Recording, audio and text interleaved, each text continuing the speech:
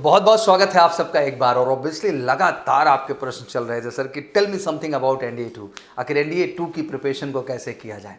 और obviously being a defence aspirant, being a NDA aspirant, मुझे बहुत खुशी मिलती है जब ये प्रश्न आप मेरे से करते हैं और एक अंदर से अलग तरह की ऊर्जा और क्यूरियोसिटी जगती है कि मैं आकर के वाकई में एक डिटेल्ड वर्जन में आपको समझाऊं कि आखिर आगामी एनडीए के लिए आप खुद को कैसे तैयार करें और इस समय कैसे खुद के फोकस को बनाए रखते हुए अपने एनडीए 2 के लक्ष्य को प्रॉपर ढंग से सही टाइम पे पाने का प्रयास करें। और ऑब्वियसली आपके लगातार प्रश्नों के बावजूद I started working on the concept. तो आज का वीडियो काफ़ी इंटरेस्टिंग होने वाला है और ऑब्वियसली आपको डिटेल सारी पता है पहले से ही कि 5 सितंबर को जो है आपका एग्जाम शेड्यूल है और बिल्कुल जून में आप फॉर्म अप्लाई कर देंगे और पहले से ये सारी इन्फॉर्मेशन यूपीएससी के नोटिफिकेशन पे आपको पता है। और मुझे पता है कि इस समय केवल एक चीज़ ज़रूरी है कि आखिर सर अपने प्रिपरेशन और मोटिवेशन को कैसे बनाए रखें इस बुरे टाइम में भी, जिससे हम अपने आप को पूरी तरह से एनडीए के लिए तैयार कर पाएँ। तो आज इस एनालिसिस में बिल्कुल मैं आपको सब कुछ बताने वाला हूँ। ये वीडियो बहुत महत्वपूर्ण है बेटा। आई नो हम बहुत सारी चीज़ों को देखते हैं बट ऑब्वियसली आपके लिए मैंने बहुत सच्चाई से और ऑनेस्टली मेहनत किया है। ये वीडियो आपको वाकई में मदद करेगा ये जान पाने में कि आखिर एनडीए एग्ज़ाम है क्या और एनडीए एग्जाम को समझने के साथ साथ आखिर उसके तैयारी में किस तरह के कॉन्सेप्ट और किस तरह के क्वेश्चंस जो बन रहे हैं उनको कैसे अप्रोच किया जाए। प्रश्न बड़ा दिमाग में होता है कि सर एनडीए ओरिएंटेड जब एग्जाम की हम प्रिपरेशन करते हैं तो अहम क्या है कि सर कॉन्सेप्ट पे कितना हम काम करें और कॉन्सेप्ट पे अच्छा काम कर रहे हैं सर तो क्या उसके ओरिएंटेड क्वेश्चंस भी हमें कैसे अप्रोच करने चाहिए। बच्चों के प्रश्न होते हैं। I tell you one thing very honest कि यूपीएससी बेटा एक ओहदा होता है, एक स्टैंडर्ड होता है। एक बच्चा जो यूपीएससी का एग्जाम क्लियर कर लेता है वो लाजमी सी बात है कभी भी यूपीएससी के एग्जाम में फेल नहीं हो सकता है अगर उसने थोड़ा भी फोकस अपना जारी रखा है, क्योंकि यूपीएससी का एग्जाम बेटे एक स्टैंडर्ड टच करने के बाद ही आप क्वालिफाई कर सकते हैं। इसको केवल इमेजिनेशन से और सोचने मात्र से बिल्कुल नहीं कर सकते। तो बड़ी ही ओरिजिनल, बड़ी ही फोकस और बड़ी ही रियल स्टडी की जरूरत होती है। मैं मानता हूं कि एक गुरु का, एक गाइडेंस का आपके जीवन में योगदान होता है, बट मैं जितने भी यूपीएससी एनडीए एस्पिरेंट की बात करूं कहीं ना कहीं वो स्वयं में भी एक गुरु को अंदर जन्म देते हैं और उस लेवल के फोकस के साथ वो मेहनत करते हैं जहां उनमें स्वयं में एक बेहतर कॉन्फिडेंस होता है हर कॉन्सेप्ट को लेकर के और क्वेश्चंस को लेकर के, तभी जाकर के वो एनडीए एग्जाम में फाइनली अपने को सफल कर पाते हैं। एक बेसिक सा जो है क्राइटेरिया आप जान ही रहे हैं कि 120 क्वेश्चन आपके मैथमेटिक्स, 2 पेपर हैं, पेपर 1 है भैया और आपका पेपर 2 है। 120 क्वेश्चन आपके मैथमेटिक्स में है। टाइम स्लॉट आप जान ही रहे हैं, 150 मिनट्स का टाइम मिलता है एंड ऑब्वियसली हर क्वेश्चन जो है 2.5 मार्क्स का है, अराउंड 300 मार्क्स का आपका ये पेपर हो जाता है। पहले हम लोग जो बढ़ते हैं नेक्स्ट पे, तो नेक्स्ट पेपर जनरल एबिलिटी का हो जाता है जो कि ऑब्वियसली 50-50 क्वेश्चन रिटेन करता है, जिसमें जनरल स्टडी पार्ट है, जनरल साइंस पार्ट है और आपकी ऑब्जेक्टिव इंग्लिश है। 150 क्वेश्चन, 4 मार्क्स ईच क्वेश्चन, तो ऑलमोस्ट आपका 600 मार्क्स हो जाता है सेकंड पेपर का। 300 एंड 600, 900 बड़ी कमाल की जर्नी है, क्योंकि जब इस जर्नी में हम लोग बेटा डीपली बढ़ते हैं ना तो बहुत सारे एनालिसिस सामने आते हैं, क्योंकि लक्ष्य केवल रिटन एग्जाम तक नहीं होता, लक्ष्य आपका फाइनल एसएसबी भी होता है। तो जहां टारगेट होता है कि रिटन का आपका स्कोर कम से कम इतना हो कि आप एसएसबी के स्कोर को जोड़ करके फाइनली कट ऑफ में अपनी जगह बना पाए। 2 कट ऑफ है आपकी जिंदगी में। एक कट ऑफ जब आप रिटन एग्जाम के बाद क्लियर करते हैं और उन 3.5 लाख एनडीए एस्पिरेंट के बीच उस 7 से 8,000 सीट में अपनी जगह बनाते हैं बेटा अपनी काबिलियत और अपने परफॉर्मेंस के दम पे। और पहली दूसरी कटाव आपकी ज़िंदगी में आती है जब एसएसबी आप फेस करके आते हैं, तो आपके रिटन मार्क्स और आपके एसएसबी के मार्क्स जोड़े जाते हैं और फाइनली उनके स्कोर को ज्वाइन करके आप फाइनली उन जाकर के 420, 418, 432 जो सीट्स हमारी एनडीए के द्वारा एलोकेट की जाती हैं आर्मी, एयरफोर्स, नेवी और नेवल एकेडमी के लिए अलग अलग, उनमें अपनी जगह पाने में आप बना पाने में आप सक्षम हो पाते हैं। तो चलिए आज का ये पूरा सेशन इसलिए भी इंटरेस्टिंग है बिकॉज मैं आपको एक पूरा का पूरा विजुअलाइजेशन कराऊंगा। एक कॉम्पिटिशनर के तौर पे एक एनडीए एस्पिरेंट होने के नाते किस तरह से मैंने स्वयं तैयारी की, किस तरह से एग्जाम को मैंने क्रैक किया, किस तरह मेरे जीवन के अनुभव रहे और कैसे मैंने उन पर काम किया और जो मेरा एक्चुअल एनालिसिस रहा, उन सारी बातों को मैं आपके सामने लाऊंगा बच्चा और अच्छे से समझाने की कोशिश करूंगा जो आपको मदद करेगा कि आखिर आप अपने एग्जाम में कैसे बेहतर करें। तो चलिए लड़ाई शुरू करते हैं और जानना है कि आज इस एनालिसिस के बाद कि आखिर कैसे अबव 500 एंड 600 स्कोर बनाए जाएं, क्योंकि बेटा आपको अच्छे से पता है कि जो टॉपर हमारा एनडीए का रहा वो 1024 मार्क्स। तो लाजमी सी बात है कि आप अगर आज भी जाकर के 2020 का या 2019 का जो कट ऑफ हमारे सामने आया हुआ है, 2020 फर्स्ट का और 2019 सेकंड का, अगर आप उसको ध्यान से जाके देखेंगे तो आपको दिखाई देगा कि आखिर उस बच्चे ने रिटन में कितना स्कोर किया और बच्चे ने एसएसबी में कितना स्कोर किया। तो आपको बड़ा इंटरेस्टिंग लगेगा कहीं ना कहीं उसने रिटन में भी 600 से अबव स्कोर किया और एसएसबी में 400 या उससे अबव स्कोर किया है, तब जाकर के वो टॉप लिस्ट में आ पाया और अपने आप को सिक्योर कर पाया। और कहीं ना कहीं मार्का तो है बेटा, ठीक है कट ऑफ जा सकती है रिटन प्लस एसएसबी को मिला के 753 तक या 753 से भी नीचे जा सकती है, बट अल्टीमेट अगर हम फाइनल उस 418 एंड 420 की सीट में अपना जो है 421 के सीट में आप जो है अपनी जगह बनाना चाहते हैं, तो ये बहुत ज़रूरी हो जाता है कि आपका रिटर्न का भी स्कोर अच्छा हो और एसएसबी में जो भी स्कोर होगा वो सरप्लस करेगा। तो अराउंड अगर 5 to 600 के बीच हम रिटर्न मिला रहे हैं बच्चा, और 300-350 अगर हम एसएसबी मिला रहे हैं, तो आप डिड श्योर अपना उस जो है लिस्ट में जगह बना पाएंगे। और finally Pune Khadakwasla NDA national defence academy के जाने का अपना सपना, जज्बा, ड्रीम जो आपने बना रखा है उसको पूरा कर पाएंगे। तो चलिए बढ़ते हैं तेजी के साथ, टाइम बिल्कुल वेस्ट नहीं करते हैं। तो सबसे पहला पेपर आता है आपका मैथ्स के एनालिसिस जो मैं गत वर्षों का उठा के देखता हूँ, एक मोटा मोटा एनालिसिस आपके सामने दे देता हूँ। मैं 2016 से लेकर के 2021 बिल्कुल अभी हाल फिलहाल में आपने 18 अप्रैल को एग्जाम दिया, उस एनालिसिस को आपके सामने लाता हूँ। जब हम बात करते हैं तो टोटल मैंने जो बांटा, ऑब्वियसली आपका अलजेब्रा हो गया, उसमें मैंने मैट्रिक्स एंड डिटर्मिनेंट को रखा, प्रोबेबिलिटी प्लस स्टैटिस्टिक्स को हमने साथ में रखा है, calculus, trigonometry, vector and 3D and coordinate geometry. अब इनके एनालिसिस की जब बात करते हैं तो सबसे पहले अलजेब्रा पार्ट पे आते हैं। 2016 में आपके 28 क्वेश्चन रहे, 2017 में 26 क्वेश्चन, 2018 में 28 क्वेश्चन, 2019 में 36 क्वेश्चन, 2020 में 19 क्वेश्चन और 2021 फर्स्ट में हमारे सामने 23 क्वेश्चन रहे जो अलजेब्रा पार्ट से आए।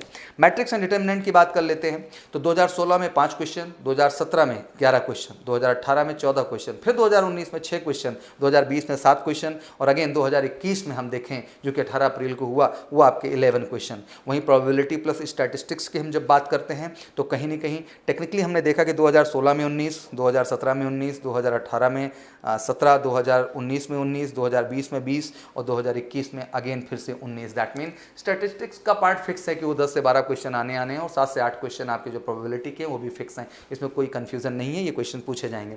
कैलकुलस पार्ट की बात कर लेते हैं। कैलकुलस में जब हम जाते हैं तो 2016 में 30, 2017 में 34, 2018 में आपके 30 रहे, 2019 में आपके 29 रहे एंड 2020 में आपके 31 रहे एंड 2021 में आपके 26 क्वेश्चन आए। तो एक तरीके से देखें तो कैलकुलस का भी एक बड़ा रोल है और जो कंसिस्टेंसी नंबर ऑफ क्वेश्चंस के वो लगातार बनी हुई है और इसके हम डिटेल वर्जन में भी जाके बात करेंगे। ट्रिग्नोमेट्री की बात कर लेते हैं। 2016 में 10, 2017 में 11, 2018 में 12। आप देखिए कितना अच्छा बढ़ता आ रहा है क्रम। 2019 में जो है वो 15 हुए, 2020 में 23 क्वेश्चन हो गए और फिर से 2021 में जो है अराउंड 21 क्वेश्चन। तो बहुत बड़ा इन्वॉल्वमेंट हम देख पा रहे हैं, क्रमशः ट्रिग्नोमेट्री पार्ट से बढ़ रहा है। तो आज टेक्निकली हम समझने की कोशिश करेंगे कि आखिर किस तरह के क्वेश्चन हैं जो ट्रिग्नोमेट्री से बन रहे हैं और किस तरह से सर काम करके अपना परफॉर्मेंस हमें ट्रिग्नोमेट्री पार्ट पर भी अच्छा करने की आवश्यकता है।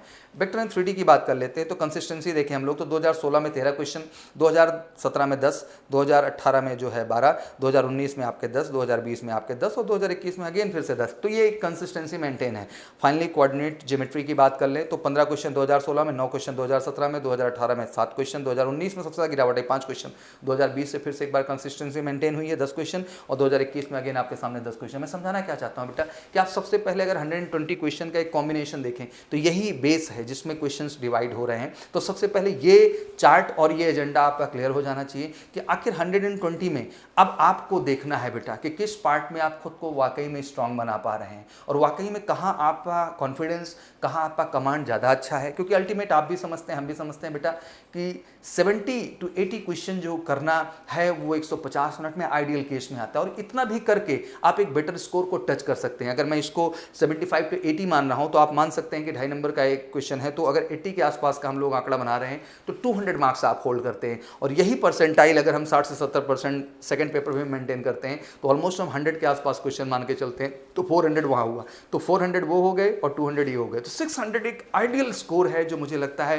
कि चाहे जो सपना आपका है बेटा, चाहे वो एयरफोर्स सपना है, चाहे आपका नेवी सपना है, चाहे आपका आर्मी सपना है, हर सपने को पूरा करने वाला स्कोर है जो कि 600 एक आइडियल स्कोर। और ऐसा भी ये स्कोर नहीं कि जो बहुत प्रेशर बढ़ा रहा हो। तो अब आपने एक एनालिसिस मोटा मोटा कर लिया है कि किसका क्या क्या रोल है। अब आइए हम लोग टेक्निकली समझने की कोशिश करते हैं सर कि आखिर अलजेब्रा से कैसे क्वेश्चन बन रहे हैं, मैट्रिक्स एंड डिटरमिनेंट से कैसे क्वेश्चन बन रहे हैं, प्रोबेबिलिटी एंड स्टैटिस्टिक्स पार्ट के क्या है, कैलकुलस क्या है, ट्रिग्नोमेट्री में हमें क्या ख्याल रखना है सर, वेक्टर एंड 3D क्या है एक्चुअल में और कैसे उसके लिए हम काम करें। फाइनली जो हमारा कोऑर्डिनेट ज्योमेट्री है सर उसमें हमें खुद को कैसे काम करने की आवश्यकता है। जब इसके डिटेल एनालिसिस पे हम लोग जाते हैं बच्चों तो एक बड़ी इंटरेस्टिंग चीज़ हमारे सामने आती है। जब अलजेब्रा को हम लोग ध्यान से देखते हैं तो कहते हैं कि अलजेब्रा के लिए formula is not enough, you have to think, क्योंकि ये पूरा का पूरा एनालिटिकल पोर्शन हो जाता है। अब एनालिटिकल पोर्शन की बात करें तो अलजेब्रा का आखिर एनालिटिकल पोर्शन में आ क्या क्या रहा है, तो बाइनरी सिस्टम हो गया, लॉगरिथम हो गया आपका, इनइक्वालिटीज हो गया बेटा, set theory, complex number, binary theorem, quadratic equation, sequence and series, permutation and combination. अगर हम इन सबको देखें और अच्छा खासा कलेक्शन बन जाता है, अराउंड 25 क्वेश्चन का एक पूरा जो हम लोग क्राइटेरिया देख रहे हैं, क्योंकि binary system, logarithm and inequalities को मिला के 3, सेट थियरी के 5 क्वेश्चन, कॉम्प्लेक्स नंबर से 3 क्वेश्चन, बाइनरी थ्योरम के 2 क्वेश्चन, क्वाड्रेटिक इक्वेशन के भी बेटा 2 क्वेश्चन, सीक्वेंस एंड सीरीज के 5 क्वेश्चन, परम्यूटेशन एंड कॉम्बिनेशन के भी आपके 5 क्वेश्चन, 25 क्वेश्चन बने।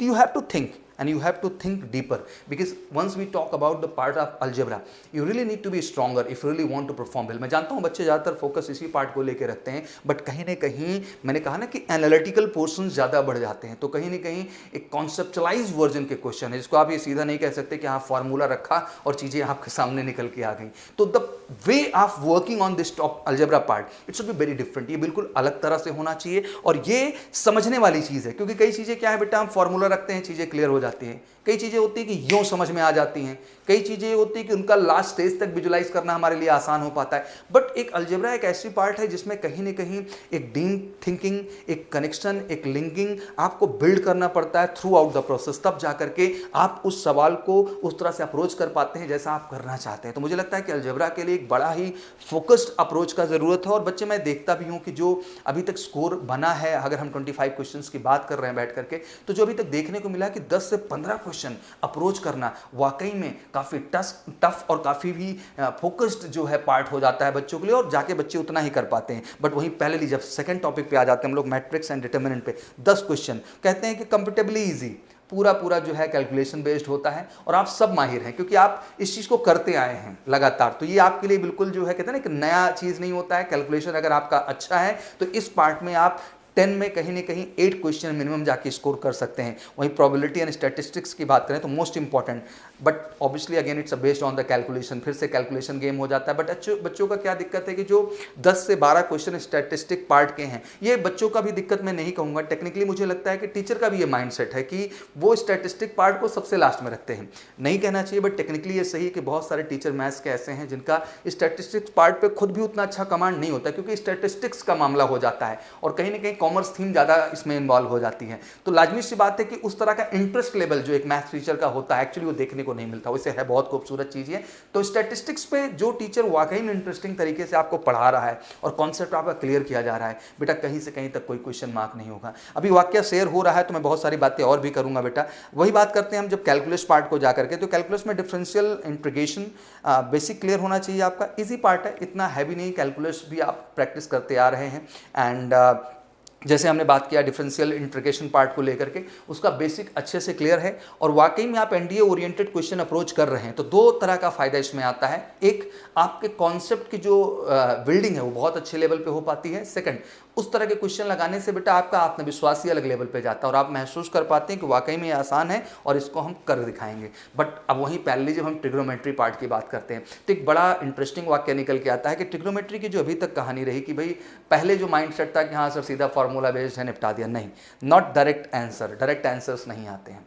कई क्वेश्चन के जवाब हैं वो लास्ट में फाइनल जो है सेक में निकल के आता है, आपको उसको कॉस में कन्वर्ट करना है, साइन में निकल के आता है उसको तो कहते हैं जवाब भी आता है तो जवाब के बाद भी एक नया जवाब तलाशना होता है, क्योंकि ऑप्शंस आपको मैच कराने होते हैं। तो थोड़ा सा टाइम टेकिंग प्रोसेस तो हो जाता है बेटा। बट मैं यही कहना चाहता हूँ कि it's all about real R&D what you need to do once you have a more and more practice in this type of question. अगर इस तरह के क्वेश्चंस की आपकी प्रैक्टिस ज़्यादा से ज़्यादा है तो मुझे लगता है कि आप बहुत अच्छा परफॉर्म कर सकते हैं और यही आपके लिए अहम है। जैसे इंटरेस्टिंग वाक्य मैं बताऊं तो जो इस बार हमने मेजर कलसी क्लासेस की मैथमेटिक्स की बुक है बेटा, it's one of the best collection, because हम लोगों ने हर उस बारीकी को ख्याल रखा है किताब के अंदर और हर उस तरह के क्वेश्चंस आपके लिए सजाने की कोशिश किए हैं जो वाकई में डेडिकेटली एनडीए एग्जाम ओरिएंटेड है। क्योंकि ये बहुत बड़ी लड़ाई है बेटा कि हम मार्केट से आखिर क्या पढ़ लें। I know there is a name already, बहुत सारे नाम हैं जो पब्लिश किए जाते हैं बार बार कि हाँ इस नाम की किताब, इस नाम की किताब, इसकी किताब, उसकी किताब। नहीं बेटा, नाउ आप समझने की कोशिश करो, पिछले 20 से 25-30 सालों से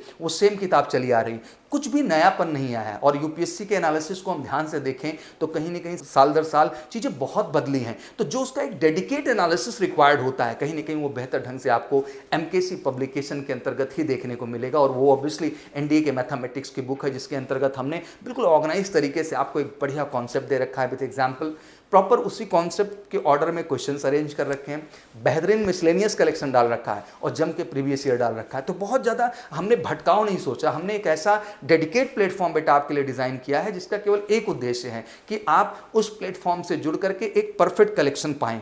वहीं मैं वेक्टर एंड 3D की बात करता हूँ, 10 क्वेश्चन है। 3D is all about imagination, you know. अब आप जैसे हम बात करते हैं वेक्टर 3D की भी, तो इमेजिनेशन बेस्ड है और जनरल फार्मूलाज पे बेस्ड है ये। लेकिन बात यही आती है बच्चों का जो अमूमन प्रॉब्लम आता है कि 2D ठीक है वो पेपर पे क्रिएट हो जाता है, बट 3D तो आप अल्टीमेट जानते हैं कि पेपर पे क्रिएट नहीं कर सकते। ये एक सेंस ऑफ इमेजिनेशन है। फिर से वही बात बार बार आती है कि वो प्रैक्टिस बहुत जरूरी है। कोऑर्डिनेट ज्योमेट्री कंफर्टेबली ईजी आता है और आप सब बहादुर हैं इस चीज़ को लेकर, मैं बिल्कुल चिंतित नहीं हूँ। 10 क्वेश्चन को लेकर मैं बहुत वरीड नहीं हूँ। तो एक आप बड़ा सॉलिड एनालिसिस देखें तो कहीं कहीं कैलकुलस के रोल की बात करें, हम अलजेब्रा के रोल की बात करें तो हैवी रोल है। वहीं हम बात करते हैं प्रोबेबिलिटी एंड स्टैटिक्स पार्ट का अच्छा खासा रोल है, बट पहले अगर हम ट्रिग्नोमेट्री और वेक्टर 3D और कोऑर्डिनेट ज्योमेट्री को जोड़ दें तो अच्छा रोल है। तो ये 120 का जो कॉम्बिनेशन है बहुत कमाल का है बेटा। बस इसमें अब ये आपको समझना है कि क्या क्या सेगमेंट आपके स्ट्रांग हैं, और जो सेगमेंट बेटा आपके स्ट्रांग हैं टेक्निकली उन पे खूब काम करिए, उन पे जितना हो सकता है आप एनडीए ओरिएंटेड क्वेश्चन लगाने का कोशिश करिए बेटा। उससे आपको समझ में आएगा कि जो लेवल ऑफ कॉन्सेप्ट आपका है वो उस स्टैंडर्ड पे है कि नहीं, जिस स्टैंडर्ड पे जो है एग्जाम में एक्सपेक्टेशन है। और जब तक एनडीए ओरिएंटेड आप क्वेश्चन ज्यादा से ज्यादा नहीं लगाएंगे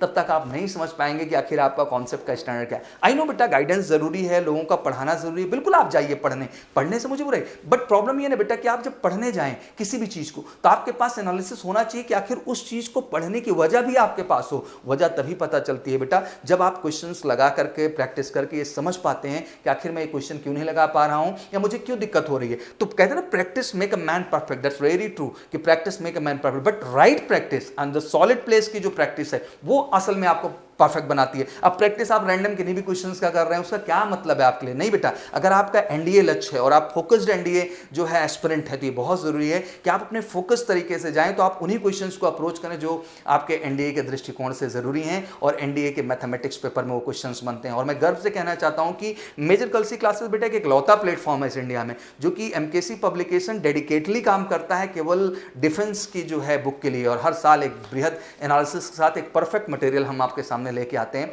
जो कि एमकेसी पब्लिकेशन इंडिया मैथ के तौर पे है। और साथ ही साथ हमने अभी इजाद किया एमकेसी टेस्ट प्रैप को, जिसका उद्देश्य केवल ये है कि जितने भी टॉपिक हैं बेटा आपके, क्योंकि इसमें स्पीड भी टेस्ट करना है और अप टू द मार्क को क्वेश्चंस भी आपको देने हैं जो जरूरी है। और एमकेसी टेस्ट प्रैप में हमने टॉपिक वाइज जितने भी आपके 31 टॉपिक है मैथमेटिक्स से, हर टॉपिक पे प्रैक्टिस क्वेश्चंस को अरेंज कर रखा है जिसमें हमने 25 के सेट्स बना रखे हैं। अब वो एक टाइम स्लॉट पे फिक्स होते हैं बेटा, वहां आप जाइए और उन क्वेश्चन को प्रैक्टिस करिए उस टाइम स्लॉट में। आप समझ पाएंगे कि वाकई में क्या उस टाइम स्लॉट में आप कितने क्वेश्चन कर पाएंगे। क्योंकि बेटा देखो, जब तक आप खुद का एनालिसिस नहीं करोगे, खुद अंडरस्टैंड नहीं करोगे कि एग्जैक्टली आप कहां स्टैंड कर रहे हो, तो कोई और नहीं बता सकता कि आप कहां स्टैंड कर रहे हो। यह आपका स्वयं का जिम्मेदारी है समझना कि वाकई में आप बच्चा कहां पे स्टैंड कर रहे हो ओवरऑल। तो इस तरह से आप जाके बेटा इस चीज का एनालिसिस करें और वो प्रैक्टिस क्वेश्चन के माध्यम से होगा। और अल्टीमेट हमने जबरदस्त मॉक टेस्ट कलेक्शन बना के दिए हैं जिनकी भी प्रैक्टिस करके आप एग्जाम में ओवरऑल पार्ट 1 एंड पार्ट 2 में कितनी देर में क्वेश्चंस को अप्रोच कर पाए उस पर्टिकुलर टाइम स्लॉट में, दैट मीन उस 2.5 घंटे में 150 मिनट्स में मैथ में आप कितना कर पाएं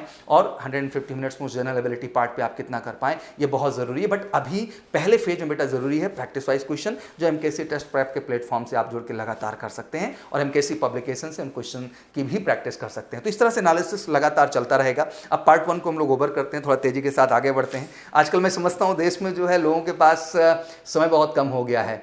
ऑथेंटिक और क्लियर बात करने के लिए बेटा बड़ा पेशेंस चाहिए होता है और उनको समझना बहुत ज़रूरी होता है और उसमें एक इमोशनल कनेक्शन एंड बॉन्डिंग हमारे आपके बीच की बहुत ज़रूरी है बेटा, जिससे हम चीज़ों को सही ढंग से एनालाइज कर पाएँ और समझ पाएँ। अब हम पार्ट 2 पे आते हैं बेटा। जब पेपर 2 की बात करते हैं तो लाजमी सी बात है, आपको अच्छे ढंग से पता है कि 50-50-50 का 3 कलेक्शन होता है। 150 क्वेश्चन हैं आपके सामने, 4 मार्क्स ईच है, तो 600 बड़ा ज़बरदस्त स्कोर है और ये स्कोर बहुत बेहतरीन तरीके से अच्छा किया भी जा सकता है। बस मायने ये रखता है कि बच्चे बहुत ज़्यादा कभी कभी क्या हो जाते हैं, केवल मैथ सब्जेक्ट में बिजी हो गए, केवल फिजिक्स में बिजी हो गए और बाकी चीज़ों पर उतना ध्यान नहीं दे पाए। नहीं बेटा, बीइंग अ कॉम्पिटिटर मैं अपना अनुभव देता हूँ कि हर चीज़ को हमने बैलेंस बनाया है बेटा। हमने इंग्लिश पे भी उतना ही काम किया, हमने जनरल स्टडीज़ पे भी उतना ही काम किया और हमने जनरल साइंस पे भी उतना ही काम किया और हमने मैथ में भी उतना काम किया, क्योंकि हम समझते थे कि आप किसी भी कंपटीशन को केवल एक सब्जेक्ट में परफेक्ट होकर नहीं कर सकते, बल्कि हर सब्जेक्ट को परफेक्ट करना होगा। और परफेक्ट करने के लिए बाकियों से तो हम ठीक है कम समय ही देते थे, बट उतना समय हम डेली देते थे जिससे कि उस पर्टिकुलर सब्जेक्ट का भी हमारे को आत्मविश्वास बना रहे और उसकी प्रैक्टिसेस करके उसके दौरान उस तरह के क्वेश्चन की भी हम प्रैक्टिस कर पाएँ। आइए थोड़ा हम समझाते हैं आपको। सबसे पहले आते हैं हम लोग बेटा इंग्लिश के पेपर को लेकर के। इंग्लिश पेपर आप अच्छे ढंग से समझ रहे हैं कि 3 मेजर पार्ट हैं, जिसमें आपका ऑब्वियसली ग्रामर पार्ट है, आपका वोकैब पार्ट है और आपका रीडिंग पार्ट है। ग्रामर बिल्कुल आप अच्छे ढंग से समझते हैं कि ग्रामर की बात करते हैं तो पूरा पार्ट्स ऑफ स्पीच आपका आ जाता है, जिसको आप ऑब्वियसली कॉमन एरर की तरह देखते हैं या स्पॉटिंग एरर की तरह देखते हैं, फिल इन द ब्लैंक्स की तरह देखते हैं, या फिर आप इसको सेंटेंस इंप्रूवमेंट की तरह भी देखते हैं। वहीं हम वोकैब की बात करते हैं तो बिल्कुल एंटोनिम्स की तरह देखते हैं, सिनोनिम्स की तरह देखते हैं, और इडियम फ्रेजेस, जो कि इस बार बड़ा इंटरेस्टिंग वाक्य रहा। 10 क्वेश्चन इंट्रोड्यूस किए गए इस बार पेपर में, मुझे लगता है 30 क्वेश्चन आपके केवल वोकैब पार्ट से रहा। ये एग्जाम्पल सेट करता है कि हाँ, शब्दों पे कमांड होना कितना ज़रूरी है और शब्द ही हैं जो किसी भी चीज़ का निर्धारण करेंगे। रीडिंग पार्ट को इस बार 2021 में आपने देखा बिल्कुल इग्नोर कर दिया गया, एंड जिसमें ना कॉम्प्रहेंसन पूछा गया, ना आपसे सेंटेंस जो है का अरेंजमेंट पूछा गया, ना आपसे PQRS वर्ड अरेंजमेंट को भी पूछा गया। बट वैल्यू सबको लेके चलना हो, हर चीज़ का अपना स्ट्रैटेजी है। तो चलिए एक डीप और सही एनालिसिस पे आते हैं कि सर कहाँ पढ़ना है, कितना पढ़ना है, कैसे पढ़ना है और कैसे क्वेश्चंस को सर अप्रोच करने के अपने कॉन्फिडेंस को बिल्डअप करना है। तो चलिए तेजी के साथ बढ़ते हैं और समझने का कोशिश करते हैं। नाउन की जब बात करते हैं तो ऑब्वियसली नाउन को जब हम ध्यान से देखते हैं तो नाउन को हम नंबर के रूप में भी देखते हैं, नाउन को जेंडर के रूप में भी देखते हैं, नाउन को केस के रूप में भी देखते हैं, नाउन को जो है यूजेस के रूप में भी देखते हैं। हम मानता हूँ कि सब टॉपिक तो 4 तरह के हुए। क्वेश्चंस की बात करते हैं कि जो है 2 ब्लैंक क्वेश्चन एंड 1 एरर या इंप्रूवमेंट का क्वेश्चन आपसे पूछा जाता है। दैट मीन 2 जो है आपके फिलिंग द ब्लैंक से क्वेश्चन बन रहे हैं नाउन के, और एक आपका जो क्वेश्चन बन रहा है बच्चा वो सेंटेंस इंप्रूवमेंट का या फिर कॉमन एरर्स का बन रहा है, जो कि नाउन में around 3 question we are expecting from the noun. Base chapter must read कहा जाता है कि बहुत अजूबा या रॉकेट साइंस नहीं है जब हम इंग्लिश ग्रामर को देखना शुरू करते हैं। बच्चों का प्रॉब्लम क्या है कि हम बेटा बिल्कुल तैयार ही नहीं हैं खुद से किसी रूल को समझने के लिए और उस रूल पे बेस्ड एक्सरसाइज को करने के लिए। मैं हर कैंडिडेट से बेटा ये निवेदन करना चाहता हूं, बेटा यू आर मोर पावरफुल यार, आप सब बहुत बहादुर हैं। ऑब्वियसली गाइडेंस इज इंपॉर्टेंट, आप जहां फंसेंगे, जहां आपको डाउट आएगा, आपको पूछना है, बट बेटा केवल डाउट्स पूछना है, आपको बिल्कुल डिपेंडेंट नहीं हो जाना है। आप अपनी क्षमता, अपनी काबिलियत से कंपटीशन को निकालते हैं, और क्षमता है यार, आप मैथ इतना अच्छा कर रहे हैं, आप फिजिक्स इतना अच्छा कर रहे हैं, इंग्लिश में सीधा स्टेटमेंट बेस्ड रूल होता है, जिस रूल को आप समझने की कोशिश करेंगे। हाँ, कभी कभी ये होगा कि उस रूल को पढ़ के आप नहीं समझ पाएंगे, बट ऐसे तो नहीं ना कि सारे रूल ही पढ़ के आप नहीं समझ पाएंगे। कुछ रूल आप समझेंगे, कुछ रूल नहीं समझेंगे। जो नहीं समझेंगे वो आप आके टीचर से समझने का कोशिश करेंगे। लेकिन बेटा क्या है ना कि आपका एक परसेप्शन होना किसी भी चीज को लेके बहुत जरूरी है। उसी को कहा जाता है कॉन्सेप्ट क्लैरिटी। किसी चीज को रट लेना बेटा और किसी चीज को समझ लेना, इन दोनों चीजों में बहुत अंतर होता है। तो वो समझने वाली जो प्रक्रिया है ना बेटा, वो कहीं ना कहीं जब तक आपका इन्वॉल्वमेंट नहीं होगा तब तक नहीं होगा। तो आप कमाल है यार, आप नंबर भी पढ़ते आए, बचपन से कुछ नया नहीं है, जेंडर भी पढ़ते आए हैं, आप केस भी पढ़ते आए हैं, कोई नई चीज नहीं। बस एक बार झमाझम उन रूल्स को रिवाइज करना। और हम बड़ा प्राउडली इन सब बातों को इसलिए भी कहते हैं बेटा, बिकॉज बीइंग एमकेसी पब्लिकेशन, हमने जनरल इंग्लिश के लिए, ऑब्जेक्टिव इंग्लिश के लिए जो किताब बना रखी है, बिल्कुल मास्टरपीस बनाई है। कोई ऐसा रूल नहीं है जो हमने छोड़ रखा है विद एग्जांपल। कोई ऐसी एक्सरसाइज नहीं है, चाहे वो फिलिंग द ब्लैंक्स का बेस्ड उस टॉपिक पे एक्सरसाइज हो, चाहे कॉमन एरर पे बेस्ड हो, चाहे आपका जो है सेंटेंस इंप्रूवमेंट, हर एक्सरसाइज को खूबसूरती से सजाया है। और हम चाहते हैं कि हर बच्चा कॉन्सेप्ट पढ़ने के बाद उन एक्सरसाइज को खुद अप्रोच करे। कोई और क्या कराएगा यार, आप खुद से एक बार कोशिश करके देखो ना बेटा, आपका आत्मविश्वास बढ़ेगा और वाकई में आप कॉम्पिटिशन नजदीक। और किया है जिंदगी में ये चीज, तभी समझाता हूं बेटा और आपको करने के लिए प्रोत्साहित करता हूं। प्रोनाउन की बात कर लें तो केवल एक ही क्वेश्चन होता है। अमूमन ये कोई जो है बहुत इंपॉर्टेंट नहीं है, इसको नाउन से कम ही इंपॉर्टेंट मान के चलिए, कभी आया कभी नहीं आया। एडजेक्टिव की बात कर लें तो एडजेक्टिव का रोल बढ़ जाता है, क्योंकि एडजेक्टिव एंड आर्टिकल एक ज्वाइंट वेंचर बन जाते हैं। तो कहा जाता है इंपॉर्टेंट बेस ऑफ आर्टिकल। तो ध्यान रखिएगा, डिटरमिनर्स पार्ट जैसा कि आप जानते भी होंगे, तो कहीं ना कहीं एडजेक्टिव का रोल बढ़ जाता है। 2 क्वेश्चन इसमें ब्लैंक के हैं, 1 क्वेश्चन कॉमन एरर के हो सकते हैं। आर्टिकल जैसे बताया गया कि इसमें जो है एरर, ब्लैंक और इंपॉर्टेंट में से कोई भी एक हो सकता है। Less than adjective, not very clear answer, मतलब ऐसा कुछ नहीं कह सकता कि जरूरी एक आर्टिकल से क्वेश्चन आए, बट कहीं ना आर्टिकल को एडजेक्टिव के अंदर ही इन्वॉल्व करके जो है डिटरमिनर पार्ट में उसका क्वेश्चन वहां पे पूछ लिया जाता है। पहले हम बात करें एडवर्ब की, तो एडवर्ब कहा जाता है हार्डली 1 एरर, रेयरली आस्क, कभी पूछा गया, कोई कंटिन्यूटी इसमें नहीं है। आ जाते हैं सबसे अहम चीज, प्रीपोजिशन, मोस्ट इंपॉर्टेंट।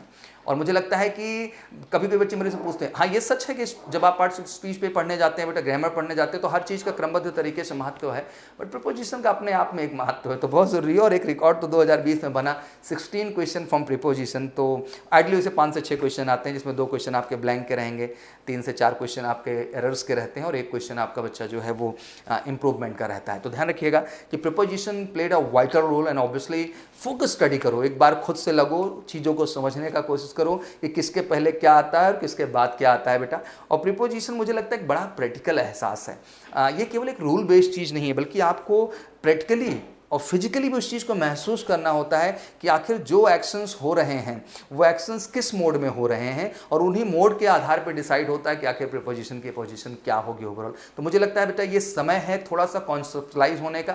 अब बीइंग अ कंप्यूटर अपनी ज़िंदगी में भी हम लोग हुए हैं, तो आपको भी करने की कहीं ना कहीं ज़रूरत है। कंजंक्शन पार्ट की बात करते हैं तो 2 क्वेश्चन बनाए जाते हैं। सब्जेक्ट वर्ब एग्रीमेंट की बात कर लें तो 1-2 question. These are the much use writing, मतलब ये कह सकते हैं कि जो है ये एसएसबी के पॉइंट ऑफ व्यू से ज़्यादा ज़रूरी है जब हम कंजंक्शन और सिंटैक्स मतलब सब्जेक्ट वर्ब एग्रीमेंट की बात करते हैं। मेजर पे आ जाते हैं tense, must read starting of English. मुझे लगता है टेंस पूरी अंग्रेजी भाषा का बेटा बेस है, और बिना उसके कुछ भी नहीं है। तो I think that's everything you need to study once.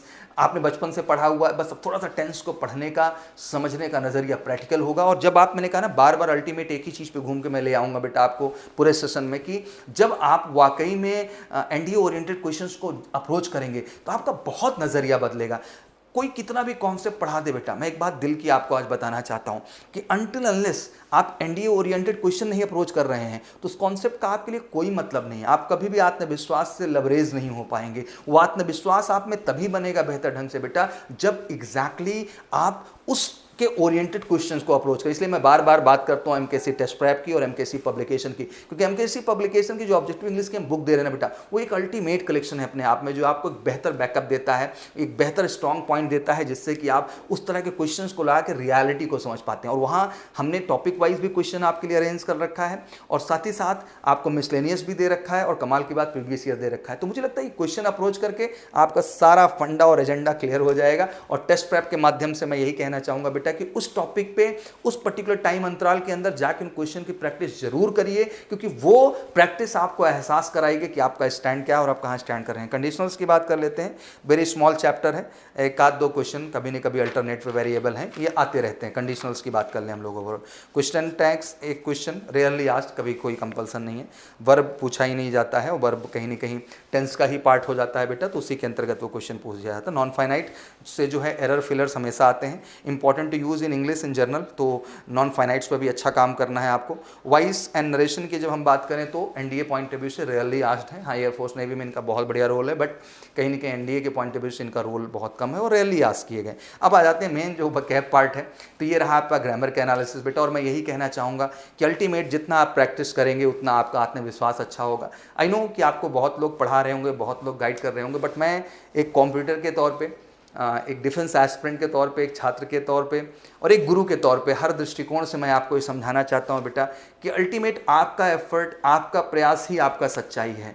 और क्वेश्चंस को लगाओ यार, बहुत पढ़ लिया, बहुत प्लेटफॉर्म पे पढ़ लिया, पढ़ पढ़ के ही सब कुछ नहीं होने वाला है। असल में पढ़ाई है कि आप उन कॉन्सेप्ट और उन क्वेश्चंस को अप्रोच करें बेटा जो आप पे कंपटीशन ओरिएंटेड है, क्योंकि जब तक आप जंग में नहीं उतरते ना यार, तब तक आप समझ ही नहीं पाते कि आपकी युद्ध कला, क्षमता और पराक्रम क्या है। तो केवल जो है युद्ध में कूदो, और युद्ध का कूदना ही यही है कि आप उस कॉम्पिटिशन ओरिएंटेड क्वेश्चंस को अप्रोच करो। उसके लिए एक सेंट्रलाइज कलेक्शन है आपके पास, उसकी चिंता करने की जरूरत नहीं है, क्योंकि मैं बार बार कहता हूं कि हम हर दृष्टिकोण से आपके साथ हैं। हम आपकी स्पीड प्रैक्टिस भी करा सकते हैं, हम आपको बढ़िया ढंग से वो क्वेश्चंस अपने पब्लिकेशन के माध्यम से अरेंज करा सकते हैं, और कहीं ना कहीं लर्निंग ऐप जैसे प्लेटफॉर्म से हम तो लगातार पूरे देश को रिकॉर्डेड वीडियो से लेके, लाइव लेक्चर से लेके हर दृष्टिकोण से हम लोग पूरी कोशिश कर रहे हैं कि आप लोगों के हर वो डाउट, हर वो समस्या जो आपको है वो घर बैठे भी क्लियर हो सके। इसलिए एमकेसी लर्निंग ऐप जैसे प्लेटफॉर्म को भी इस देश में हम लोगों ने इंट्रोड्यूस कर रखा है। तो मैं बस यही कहना चाहूंगा बेटा कि ये टाइम किसी चीज को वेट करने का नहीं है, टाइम निराश होने का नहीं है,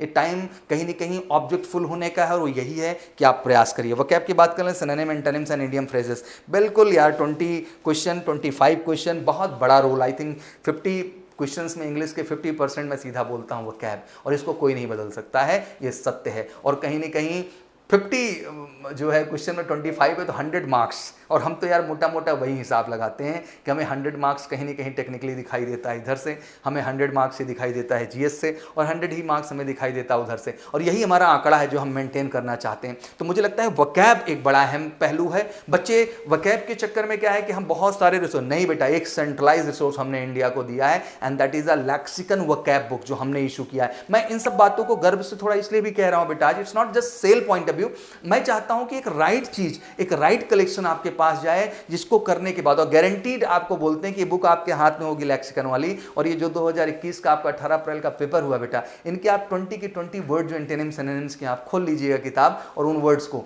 आप वर्ड बाय वर्ड वो 20 के 20 क्वेश्चन उस किताब में पाएंगे। दैट मीन, और ऐसा नहीं कि इसमें कोई रॉकेट साइंस है बेटा, इतने साल के एनालिसिस से अगर हम बुक किसी तैयार कर रहे हैं तो हम भी सोचते हैं कि कैसा परफेक्ट करेक्शन देते हैं बच्चों को कि बहुत भटकना ना पड़े, वो सेंट्रलाइज वहां जाके अपने कंपटीशन को टच कर पाए। तो वकैब को लेके बहुत वरी नहीं होना है। वकैब को लेके बस यही कहना चाहता हूं बेटा कि वकैब को याद नहीं कर सकता है, ये समझने की चीज है। वकैब जरूरी है कि आप उन्हीं वर्ड्स को देखें, उन्हीं वर्ड्स को समझें। एक मैं अच्छी बात बताता हूं बेटा कि our brain is like a Google.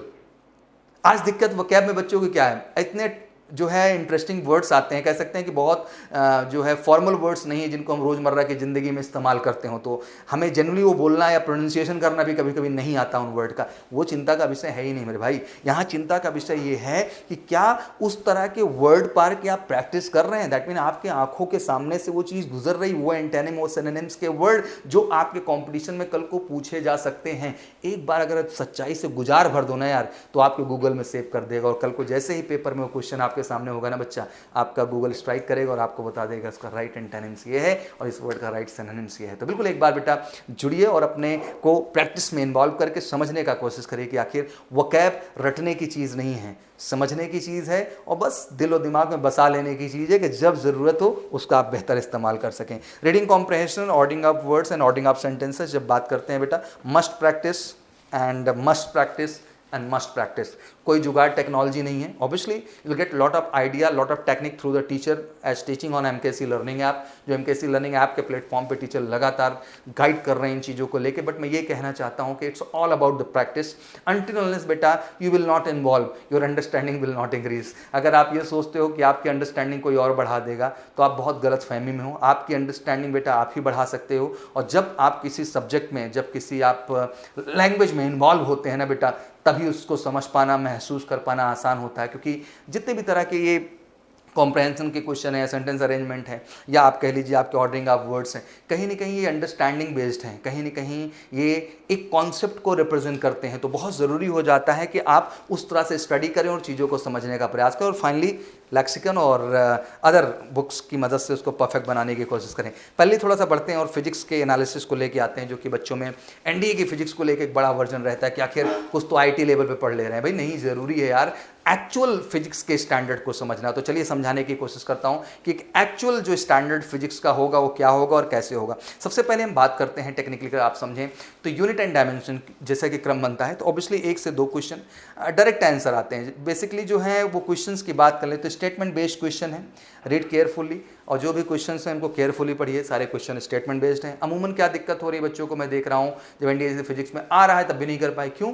क्योंकि आपने सही ढंग से पढ़ा ही नहीं। जब स्टेटमेंट बेस्ड क्वेश्चन होते हैं ना बेटा, उसमें बस क्वेश्चन में थोड़ी सी ट्विस्टिंग होती है, और वो केयरफुली पढ़ करके, कॉन्सेंट्रेटेड पढ़ करके ही संभव है कि उस पर आप कमांड और कॉन्फिडेंस अपना बिल्डअप कर पाएं। तो बहुत ज़रूरी है कि आप स्टेटमेंट क्वेश्चन को बहुत ही केयरफुली पढ़ने का कोशिश करें। वही मोशन एंड 1D की बात करें, 2 अप्रॉक्स पूछे जाते हैं, मोस्टली ग्राफ बेस्ड क्वेश्चन आते हैं जब हम मोशन एंड 1D की बात करते हैं। वही न्यूटन्स लॉ मोशंस की हम बात करें तो theoretical question completely statement based होते हैं। जैसे डाल से आम जो है कौन से लॉ ऑफ इनर्शिया के अंतर्गत आता है। भाई डाल हिला रहे हैं तो आम, आप हिला तो डाल रहे हैं, आम थोड़ी ना हिला रहे हैं, बट गिरा क्यों? क्योंकि आम भी हिला। तो जो law of inertia, that mean first law के अंतर्गत आप इसको बताने की कोशिश करेंगे। पहले जो रॉकेट का प्रपल्सन होता है, इसमें कौन सा हमारा लॉ इस्तेमाल होता है, तो थर्ड लॉ लग जाता है। इस तरह मेनी क्वेश्चंस हैं जो कि मुझे लगता है कि केवल स्टेटमेंट बेस्ड हैं, और मुझे लगता है कि जो एनडीए ओरिएंटेड टीचर हैं, अगर उनसे आप पढ़ रहे हैं, और पढ़ तो रहे ही हैं, बट साथ ही साथ अगर आप जो है इस तरह के क्वेश्चन अप्रोच कर रहे हैं, तो आप में एक सेंस ऑफ क्यूरियोसिटी अपने आप डेवलप हो जाएगी कि सर आखिर इसको हमको कैसे समझना है और क्या करना है। तो बहुत ज़रूरी है,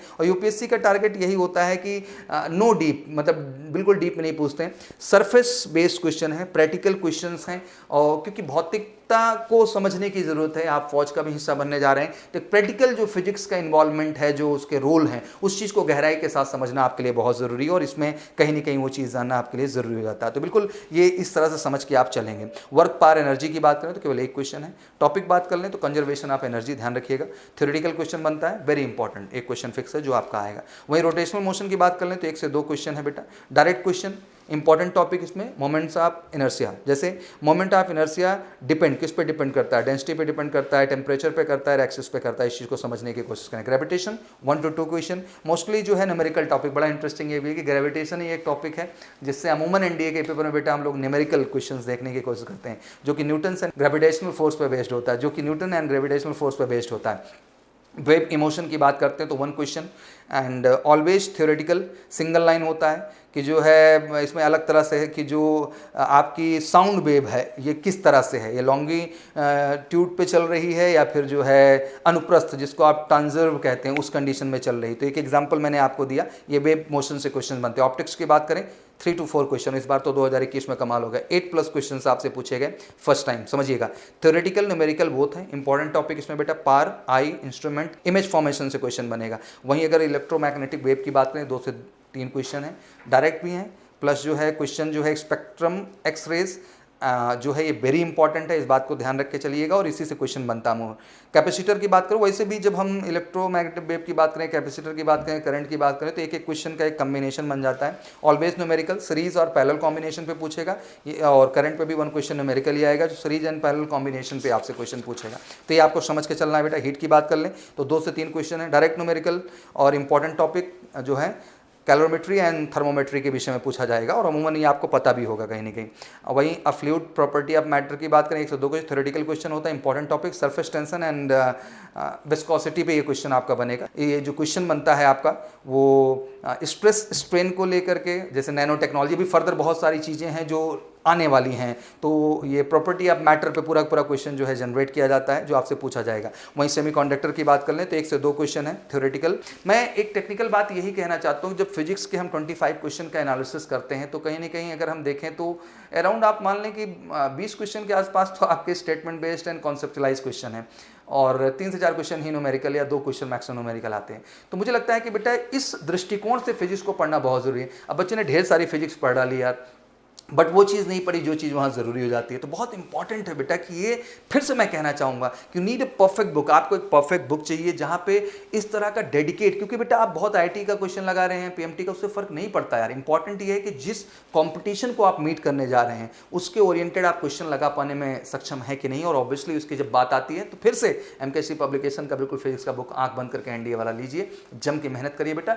हर वो कलेक्शन उसके अंदर हमने सजा के रखा हुआ है जो आपके एग्जाम के लिए बिल्कुल मास्टरपीस है और अप टू मार्क है। और साथ ही साथ मैं ऐड करना चाहता हूं बेटा कि टेस्ट प्रेप पे जाकर के उस चीज को भी बिल्कुल टॉपिक वाइज जो क्वेश्चंस दिए गए उस टाइम स्लॉट में करने का कोशिश करिए, प्रैक्टिस करिए, वो आपको मदद करेगा। और हर दृष्टिकोण से एमकेसी लर्निंग ऐप है, क्योंकि अगर आपको कहीं कोई डाउट, कंफ्यूजन कुछ भी क्रिएट होता है, बिल्कुल एमकेसी लर्निंग ऐप से जुड़ करके अपनी हर डाउट, हर समस्या को रिकॉर्डेड लेक्चर, लाइव और डाउट काउंटर के माध्यम से बिल्कुल क्लियर करो बेटा, क्योंकि ये समय एक सीरियसनेस का है। देखो बातें बहुत सारी होंगी बट एक्चुअल बात तो ये है कि आपको ही आपकी मेहनत करना है, आपको ही अपना लक्ष्य तय करना है, आपका ही करियर है, आपका ही परिवार है और आप ही अपने माँ बाप और परिवार का ख्याल रखेंगे, कोई और नहीं रख सकता है बेटा। और मैं कहता हूँ कि इस चीज़ को लेकर आप सेल्फिश हैं तो कोई बुराई नहीं है। आज ये सेल्फिश होना आपका ज़रूरी है बेटा, क्योंकि आज इस तरह अगर आप सेल्फिश होकर सोचेंगे तो आप फोकस्ड होंगे और अपने करियर को आप सेटल कर पाएंगे, क्योंकि आपके करियर का सेटलमेंट वो देश को एक जाबाज फौजी देता है बेटा, जो देश सेवा के लिए बढ़ता है, समाज को एक इंस्पिरेशन जनरेट करता है, पेरेंट्स में एक प्राउड मोमेंट फील कराता है। तो मुझे लगता है कि आज थोड़ा सा सेल्फिश हो जाना ज़रूरी है और वो सेल्फिशनेस यही है बेटा कि कहीं ना कहीं आप फोकस्ड हो जाओ, लग जाओ और उन क्वेश्चंस को, उन प्रैक्टिस सेट को और उस प्लेटफॉर्म से जुड़ करके अपनी तैयारी को बिल्कुल अप टू द मार्क करो जैसा आप चाहते हो। जब हम टेक्निकली बात कर रहे हैं फिजिक्स की तो हम क्यों इग्नोर करेंगे केमिस्ट्री एंड बायोलॉजी के रोल को, तो मैं बिल्कुल डिफाइन कर देना चाहता हूँ। अच्छा कलेक्शन क्वेश्चन का मान सकते हैं कि 15 से 17 क्वेश्चन केमिस्ट्री में, जैसे कि 2021 में 16 क्वेश्चन देखने को ही मिले। वहीं हम लोग बायोलॉजी की बात करें तो बड़ा इंटरेस्टिंग वाक्य रहा इस बार, अच्छे क्वेश्चंस आपके बने, अराउंड 16 क्वेश्चन आपके रहे। और ये इंटरेस्टिंग वाक्य ही था कि 33 क्वेश्चन जो है इस बार कह सकते हैं हम लोग जो है 28 क्वेश्चन और राउंड आपके बन गए केमिस्ट्री और बायोलॉजी को मिला के। तो चलिए बिल्कुल बढ़िया 100 मार्क्स फ्री फंड है। जिसमें सेल स्ट्रक्चर से बात करें तो 2 से 3 क्वेश्चन इसमें सेल है, सेल डिवीजन है। पहले आपके टिश्यूज से, जिसमें प्लांट टिश्यू है, एनिमल टिश्यू है, एक क्वेश्चन बेटा जो कि आपको बगल में डिफाइन हो रहा है। एनिमल फिजियोलॉजी के अच्छे खासे हैं, 8 टॉपिक दिख रहे हैं मुझे, ये 3-4 क्वेश्चन बन रहे हैं। रिप्रोडक्शन एंड हेल्थ से क्वेश्चन बन रहे हैं, जिसमें health, disease, human reproduction, plant reproduction से 1-2 क्वेश्चन आ रहे हैं। Living world, planet kingdom, fungi kingdom, Monera kingdom, animal kingdom से 3 क्वेश्चन आपके बन रहे हैं।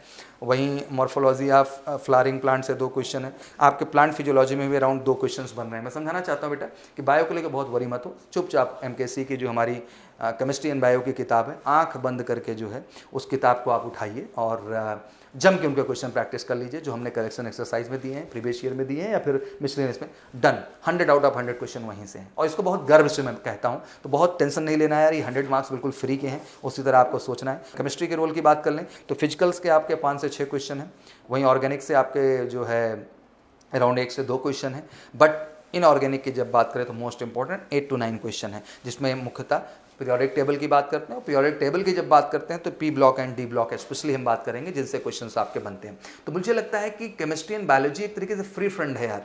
तो अगर फिजिक्स में भी हम 20 है 80 के आसपास खींच रहे हैं, इधर भी आपका 25 क्वेश्चन, अगर 20 भी हम रीच करें तो 80, तो 150 160 ईजिली हम बेटा केवल जनरल साइंस से बिल्डअप कर सकते हैं। तो आप पहचानो कि अगर आपकी क्षमता, ताकत, फोकस होगा तो बिल्कुल आप वो अप्रोच कर पाएंगे जो जरूरी है। और मैंने एक सॉलिड रिसोर्स आपको दे दिया है एमकेसी पब्लिकेशन के माध्यम से, जो हमारी केमिस्ट्री बायोलॉजी की रिसर्च किताब है। बिल्कुल उसको लीजिए, प्रैक्टिस करिए, डन। आप उसी से अपनी परफॉर्मेंस को अप टू द मार्क कर पाएंगे जैसा आप करना चाहते हैं पूरा का पूरा। अब इंग्लिश और जनरल साइंस जानने के बाद क्यूरियोसिटी बच्चों की बढ़ जाती है और जीएस पार्ट, जिसको लेकर के अक्सर डरे रहते हैं आप लोग और समझ नहीं आता सर कि आखिर वहाँ 50 में कैसे हम 30 क्वेश्चन या 35 क्वेश्चन या 40 क्वेश्चन तक अपने खींच सकें।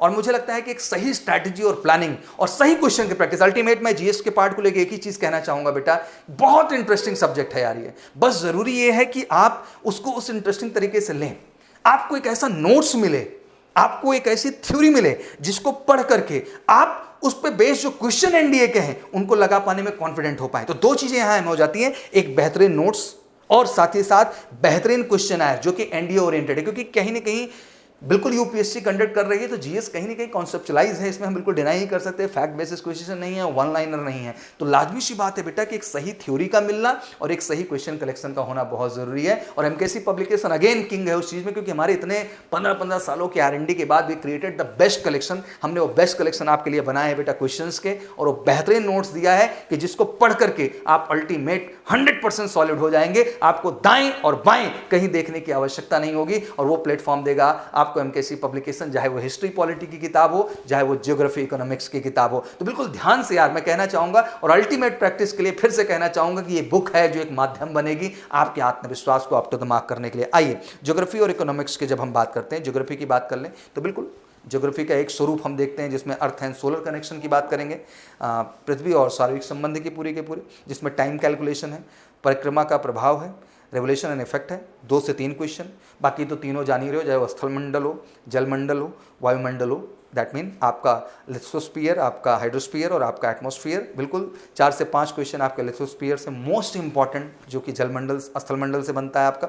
जलमंडल से आपके बेटा 2 से 3 क्वेश्चन है और वही वायुमंडल एटमॉस्फेयर से आपके 2 से 3 क्वेश्चन है। तो कमाल का कम्बिनेशन है, 4 2 6 2 8 2 अराउंड 10 क्वेश्चन, मतलब अल्टीमेट। और ये ज़रूरी है कि आप बेटा वाकई में स्थलमंडल के, जलमंडल के और वायुमंडल के उस तरह के क्वेश्चन अप्रोच करें जो एनडीए के पॉइंट ऑफ व्यू से ज़रूरी है। और वो क्वेश्चन अप्रोच करने के बाद अगर आप ना कर पा रहे हो तो उस तरह के कॉन्सेप्ट को आप समझें, क्योंकि geography is itself a concept, ये खुद में एक कॉन्सेप्ट है। बड़ा इंटरेस्टिंग सब्जेक्ट है यार। मुझे लगता है कि इस धरती पर अगर हमारा जन्म हुआ है तो हमें जानने का ज्योग्राफिकल स्ट्रक्चर क्या है हमें समझना है। आज फिजिक्स के रोल को हम देख लें तो जो भी भौतिकता हैपन हो रही है, अगर हम एक अलर्ट, अटेंटिव और कहीं ना कहीं इंटेलिजेंट छात्र हैं तो जरूरी है बेटा कि हम जो कुछ भी फिजिकली हमारे चारों ओर हो रहा है हम क्यों ना समझें कि क्यों हो रहा है, किस लिए हो रहा है। ये पूछ लेना कोई क्राइम नहीं है। मुझे लगता है कि यही एक एटीट्यूड है जो आपकी रीजनिंग एबिलिटी को बढ़ाता है, ये आपके आईक्यू को डेवलप करता है। और कहीं ना कहीं ज्योग्राफी उसमें बहुत बड़ा रोल अदा करती है। पूरी की पूरी सोशल स्टडी उसके लिए एक बड़ा रोल अदा करती है। आइए इंडियन ज्योग्राफी की बात करते हैं। Position and relief of India, जिसमें state, capital, border, mountain, hill, plates, passes location, ई प्रॉपर्टी विद फिगर, 2 से 3 क्वेश्चन। मैप बहुत बड़ा रोल अदा करता है, ultimate map, lake and reverse, 2 से 3 क्वेश्चन। एंड जिसमें ड्रेनेज पैटर्न एरिया क्या है, डैम प्रोजेक्ट्स क्या है, इरिगेशन सिस्टम क्या है। साथ ही साथ बेटा फॉरेस्ट रिसोर्सेज में आपका vegetation name of trees and national parks आ जाते हैं। सॉइल एंड एग्रीकल्चर ध्यान रखिएगा, type of soil properties, agriculture, classification of special knowledge and about crops, 1 से 2 question. Transport, railway, waterways and roadways, बिल्कुल दिमाग में होना चाहिए, 2 question. Mineral and manufacturing industries से भी आपके क्वेश्चन बनने के चांसेस रहते हैं। और इंडियन इकोनॉमी की बात कर लें तो जो भी 1 क्वेश्चन आ गया या 2 क्वेश्चन आ गया आपका, ज़्यादा नहीं आता। मेजर जो क्वेश्चन है वो ज्योग्राफी के ही रहते हैं, अराउंड 20 या 22 क्वेश्चन। इंडियन ज्योग्राफी के बाद इंडियन इकोनॉमी की बात करते हैं तो फिक्स टॉपिक है, 5 ईयर प्लान है, प्लान मॉडल टारगेट है, प्रोडक्शन सेक्टर है जिसमें प्राइमरी, सेकेंडरी और टेरिटरी तीनों आपको इतना ही कंटेंट होके करना होता है। इकोनॉमी में आप वाकई में आश्वस्त होते हैं, जो भी 1-2 क्वेश्चन आपके बनेंगे आप इजीली उनको कर पाने में सक्षम होंगे। तो ये रहा रोल जो ज्योग्राफी के ऑब्वियसली 20 से 22 क्वेश्चन का एक रोल होता है, जो कि बहुत मायने रखता है बेटा। और मुझे लगता है कि एक सही क्वेश्चन और सही नोट्स के माध्यम से कर सकते हैं, और एमकेएससी पब्लिकेशन अपने प्लेटफॉर्म पर उस चीज़ को देता है। फाइनली आ जाते हैं हिस्ट्री पॉलिटी, जो कि मेजर है। थोड़ा तेजी के साथ वीडियो लेके मैं चल रहा हूँ, क्योंकि बड़ा डर लगता है बेटा। कहते हैं कुछ अच्छी चीज़ सुनते हैं ना बेटा तो एक मोटिवेशन आ जाता है अंदर, और उस स्ट्रैटेजी से आप पढ़ना शुरू करते हैं, काम करना शुरू करते हैं, क्योंकि आपसे ताकतवर कोई नहीं है, आपसे ज़्यादा फोकस्ड कोई नहीं है। तो मैं बार बार, मेरा हर उद्देश्य यही होता है बेटा, हर वीडियो में आकर के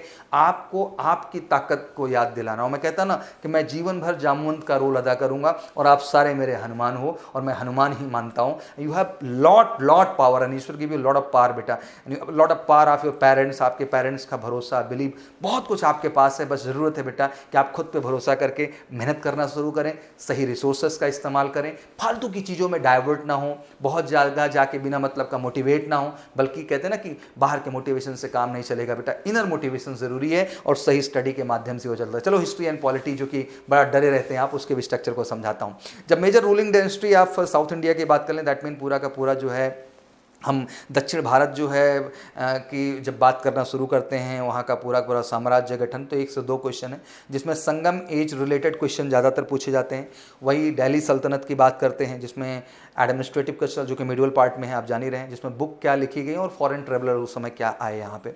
वहीं विजयनगर और बहमनी एम्पायर की जब बात करते हैं हम लोग, जिसमें ऑब्वियसली मिडिवल का ही पार्ट है, जिसमें वार, ट्रैवलर्स और एडमिनिस्ट्रेशन से क्वेश्चन बनता है। वहीं मुगल एम्पायर और लेटर मुगल एम्पायर की बात करें तो इसमें इंपॉर्टेंट बुक क्या रही और आर्ट्स एंड कल्चर्स क्या रहे। वहीं British land revenue system, its effect की बात करें तो आखिर ऑब्वियसली 1-2 क्वेश्चन इसमें भी बन रहे हैं। तो सेटलमेंट क्या है आपका पूरा का पूरा, दैट मीन परमानेंट क्या है आपका, या रियायतवारी क्या है आपका, और महलवारी क्या है, किस तरह से आपके प्रॉपर्टी का स्ट्रक्चर ब्रिटिश लैंड रेवेन्यू के अंतर्गत बनाया गया।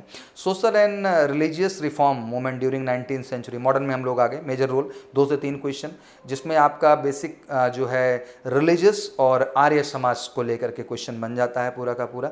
और साथ ही Indian National Congress and its session की बात करें, 1 से 2 question, most important part of modern history, ध्यान रखिएगा, आपको Indian National Congress and its session पूरा समझना है। फ्रीडम स्ट्रगल ऑफ इंडिया, जो कि जोड़ ही सकते हैं आप साथ में, every year question asked from this topic, तो ध्यान रखिएगा। इंडियन नेशनल कांग्रेस का पूरा गठन और फ्रीडम स्ट्रगल ऑफ इंडिया बहुत इंपॉर्टेंट टॉपिक है, 3 से 5 क्वेश्चन कह सकते हैं आप। तो मतलब मैं मान सकता हूं कि अगर 12 से 13 क्वेश्चन आपके हिस्ट्री पॉलिटी के आ रहे हैं तो 50% तो आपके 2 ही टॉपिक कवर कर लेते हैं, इंडियन नेशनल कांग्रेस और freedom struggle of India. Governor general of India, 1 से 2 क्वेश्चन है, जिसमें गवर्नर जनरल्स का जो है इंपॉर्टेंट वर्क उसके क्या है उसको लेकर के। मॉडर्न वर्ल्ड एंड हिस्ट्री की बात कर रहे हैं हम लोग, तो इसमें इंडस्ट्रियल रेवोल्यूशन क्या हुआ उसको लेकर के आपसे क्वेश्चन पूछा जाता है। 2 से 3 क्वेश्चन उससे भी आपके सामने रखे जाएंगे।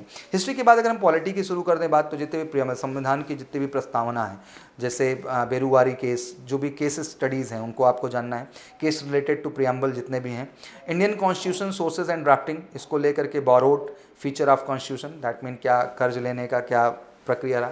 फंडामेंटल राइट से 1-2 क्वेश्चन बन रहे हैं, इंपॉर्टेंट पार्ट ऑफ पॉलिटी, बहुत ज़रूरी है।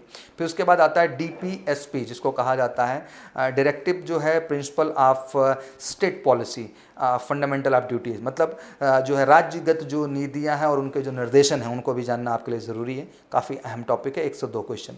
यूनियन एग्जीक्यूटिव की बात करें तो 1 से 2 क्वेश्चन, जिसमें बिल्कुल अटॉर्नी जनरल क्या है, CAG क्या है, जो कि यूनियन एग्जीक्यूटिव संस्थाएँ हैं, जो इनको लेकर के भी आपको पता होना चाहिए कि आखिर अटॉर्नी जनरल क्या क्या है, सहज क्या है, इन सबको CAG क्या है, इसके विषय में आपको जानना होता है।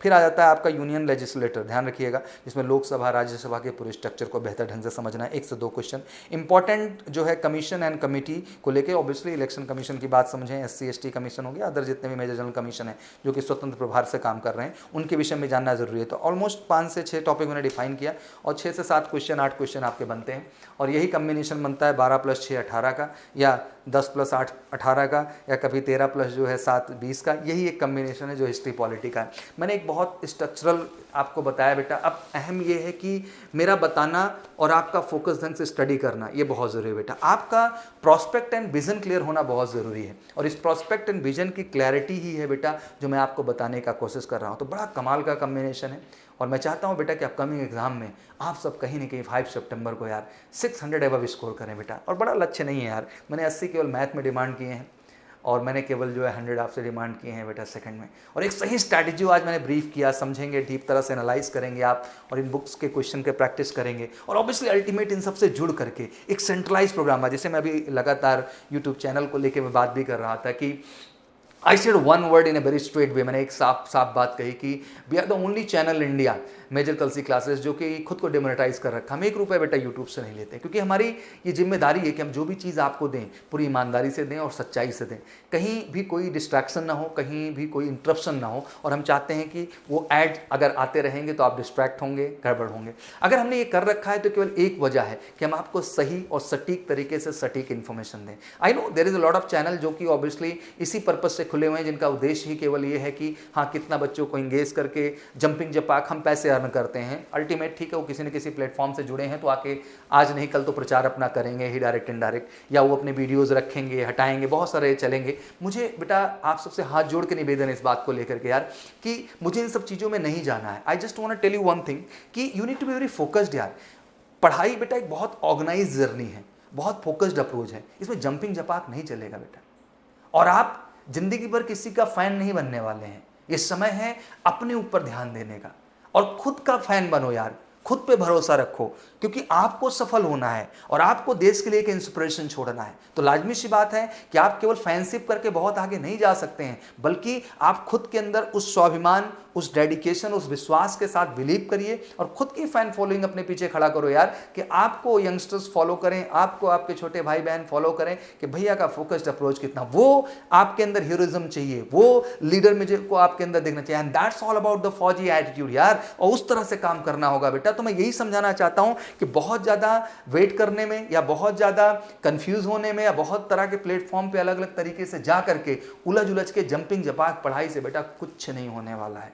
पढ़ाई का मतलब होता है एक ऑर्गेनाइज प्लेटफॉर्म, एक स्टैब्लिश प्लेटफॉर्म जहां आप डेली सुबह जिस तरह तैयार होकर क्लासरूम में आते थे उसी तरह बेटा तैयार होकर के ऑनलाइन क्लासरूम में आए, जहां डेली आपके 7 से 8 पीरियड हैं। मैथ अलग हिंदी मीडियम इंग्लिश मीडियम बच्चों के लिए, फिजिक्स अलग हिंदी मीडियम इंग्लिश मीडियम बच्चों के लिए, आपका इंग्लिश अलग हिंदी मीडियम इंग्लिश मीडियम बच्चों के लिए, हिस्ट्री पॉलिटी अलग हिंदी मीडियम इंग्लिश मीडियम के लिए, ज्योग्राफी इकोनॉमिक्स अलग हिंदी मीडियम इंग्लिश मीडियम के लिए, आपका जनरल साइंस अलग हिंदी मीडियम इंग्लिश मीडियम के लिए, आपका करंट अलग हिंदी मीडियम और इंग्लिश मीडियम के लिए, क्योंकि 10 क्वेश्चन उसके ही वेरी करते हैं बेटा। तो मेरा ये कहने का मतलब है कि जब ये 7 से 8 पीरियड डेली आप सुबह से शाम तक पढ़ते हैं ना बेटा फोकस तरीके से, और डेली आना है यहाँ, और ये कोई बहुत बड़ी इन्वेस्टमेंट नहीं है यार, एक बेसिक इन्वेस्टमेंट है। और मैं तो ये भी कहता हूं कि जर्नी रुकने वाली नहीं है। आज ऑनलाइन प्लेटफॉर्म पे एमकेसी लर्निंग ऐप पे आप सबको आने के लिए कहता हूं, देश का सबसे क्रेडिबल सबसे ऑर्गेनाइज प्लेटफॉर्म पे, तो कल को आप ऑफलाइन का भी हिस्सा बनेंगे बेटा।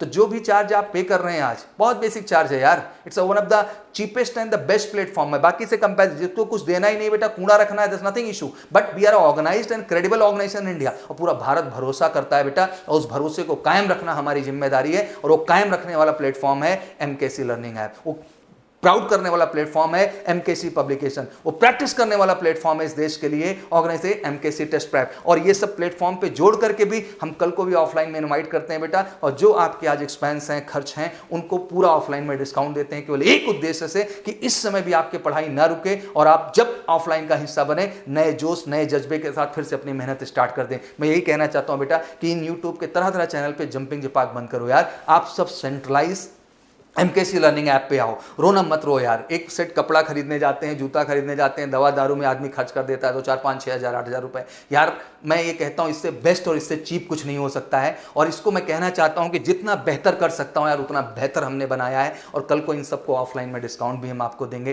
तो मैं यही कहना चाहता हूँ बेटा कि तरह तरह के प्लेटफॉर्म पर ना उलझ करके सेंट्रलाइज तरीके से एमकेसी लर्निंग ऐप पे आइए और पूरे देश के जितने भी डिफेंस एस्पिरेंट है सबको इन्वाइट करिए बेटा। और ये मैं अच्छे के लिए बोल रहा हूँ, केवल इसमें मेरा प्रॉफिट लॉस नहीं जुड़ा है यार। मैं ये भी समझाना चाहता हूं कि देश के लिए भी जरूरी है भैया, इसलिए आप सब इस बात को फैलाएंगे और सबको सेंट्रलाइज एमकेसी लर्निंग ऐप के प्लेटफॉर्म पे लाएंगे, तभी तो ये देश फौजी बनेगा। और हम कहते हैं ना कि ऑनलाइन पढ़ेगा तभी फौजी बनेगा इंडिया। इसी विजन, इसी प्रोस्पेक्ट के साथ आपको काम करना है। मैं लगातार आता रहूंगा। हर कंपटीशन का एनालिसिस, एक्चुअल एनालिसिस जो as a competitor, as a छात्र जो मैंने अपने जीवन में दिया, सफल हुआ, उस एनालिसिस के आधार पे वो एनालिसिस आपके सामने लाऊंगा और वाकई में वो जोश, वो जज्बा, वो आग आपके अंदर पैदा करूंगा, जिससे आप आने वाले समय में इस एग्जाम में अपनी सफलता सुनिश्चित करके अपने को, देश को और पेरेंट्स को गर्व महसूस कराएंगे। और फाइनली कहीं ना कहीं आपके सौरभ सर भी इस बात को लेकर गर्व महसूस करेंगे। तो बिल्कुल चार्ज रहो, एनर्जाइज रहो और एमकेसी लर्निंग ऐप और एमकेसी पब्लिकेशन से, प्लेटफॉर्म से जुड़ करके अपनी तैयारी को बिल्कुल फाइनल और up to the mark touch दो बेटा, जिससे आपकी वर्दी, आपका लक्ष्य, आपका ड्रीम, आपका पैशन और आपका सपना